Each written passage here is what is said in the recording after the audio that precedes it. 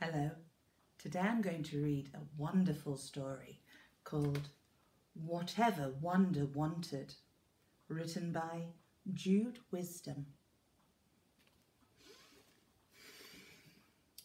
Wanda's mum and dad were very busy people. They decided that because there wasn't much time to spare, they would buy little Wanda everything she could ever want, just to show how much they cared. The cutest doll, the frilliest frock, the prettiest kitten. Wanda only had to stamp her tiny foot and it was hers. Year by year, the gifts grew greater. Life-sized dolls, pond-sized paddling pools, cinema-sized tellies.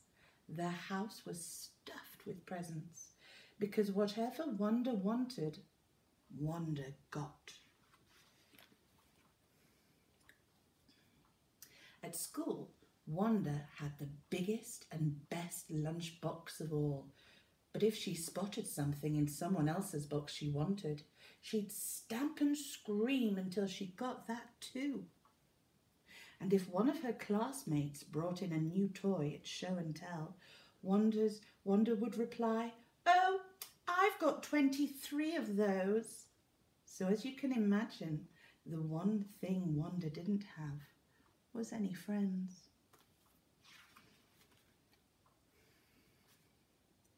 One day, Wanda and her mum headed for the shops as usual. "I want an ice cream," wailed Wanda as soon as they got there. "Certainly, darling, won't be a tick," said her mum, and she rushed off to buy one. Wanda waited impatiently. Then, out of the corner of her eye, she spotted a shop she'd never seen before. And Wanda had seen all the shops. As Wanda stepped inside, she gasped in amazement. Hanging from the ceiling were hundreds of kites, kites of every shape and every colour.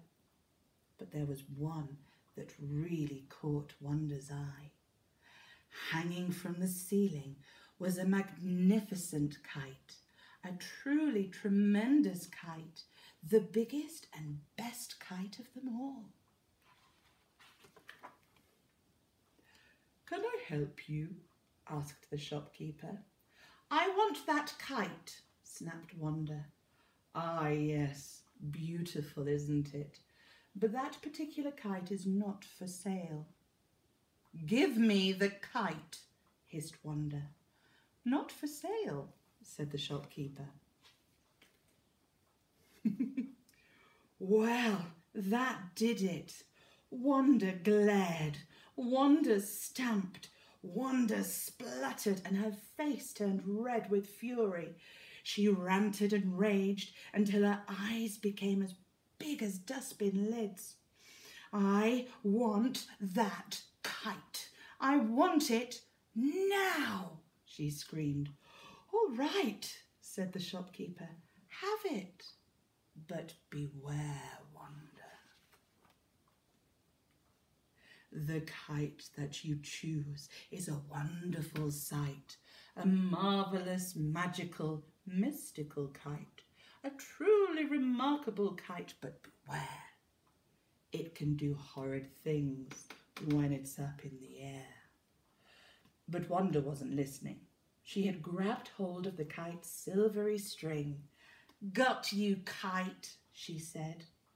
"Got you, Wanda," said the kite, and before Wanda knew it, she was being whisked through the door, up and up, away into the sky. "Wanda, where are you going?" called her mum as Wanda flew past. Wanda held on for dear life as they soared over the town. On they flew, over fields and mountains and tiny villages, until they reached the ocean. "Time you learned a few lessons," said the kite, and with a sharp little flick of its strings, Wanda found herself tumbling downwards. Wanda landed with a thump on a tiny desert island. "I'm stranded," she wailed. "What am I going to do? Where are my toys and my clothes?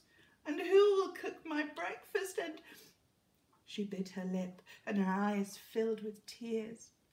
"There's no telly." Things had never looked worse for Wanda. But as the sun warmed Wanda's face and dried her tears, she began to feel a little better. "I will survive," she shouted to a surprised seagull, and that is exactly what she did. She built a hut from bamboo sticks and made herself a skirt from banana leaves. She made bowls, saucepans and spoons from coconut shells. Then she built a fire and made some seaweed soup for lunch.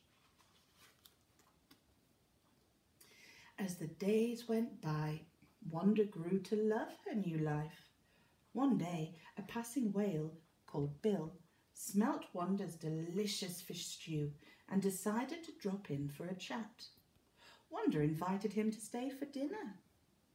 Wanda and Bill soon became firm friends. Every evening, Bill would drop by to sample one of Wanda's wonderful meals. They chatted and told jokes and looked up at the twinkling stars. "You know, Bill," said Wanda one evening, "I don't miss my fancy frocks, or the telly, or my toys. I just really, really miss my mum and dad." And a large salty tear fell from Wanda's eye and landed, plop, in the seaweed soup. "But Wanda, why didn't you say?" cried Bill. "Hop on my back and I'll have you home in no time." 1 week later, Wanda and Bill sailed into town. Wanda's mum and dad were overjoyed to see her. "We've searched far and wide for you," said Dad. "We had to sell your toys, the furniture, even the house." "And the dishwasher," said Mum glumly. "Don't worry," said Wanda. "I'll soon knock us up some new furniture. Stick with me and you'll be fine. You'll see, we'll live like kings, and I've decided anyway, there's more to life than things." What a wonderful story. Well done, everyone. And remember, watch, listen, and repeat. Bye.